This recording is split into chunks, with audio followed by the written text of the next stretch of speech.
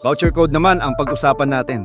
Kapag pinindot mo ang voucher code, dadalhin ka nito sa simplified way kung paano mag-generate ng voucher code. Ang pag-generate ng voucher code ay mas pinadali na sa Share Wi-Fi. Ganito lang yan.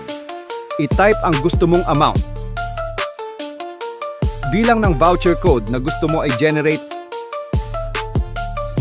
at email address kung saan ito ipapadala. Pindutin ang send to email at Viola. Agad i-check ang email na iyong ginamit upang tignan ang mga na-generate mong voucher code.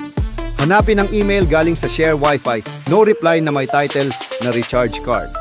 At ito na ang lahat ng voucher code na na-generate mo. Wag na wag mong ipapakita ito sa mga kolokoy. Pwede mo itong i-print or ipaprint para maipamigay sa nais mag-avail ng codes.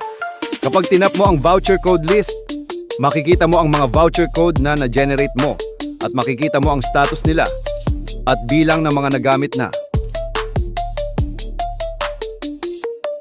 Pwede mo din itong i-delete kung kinakailangan.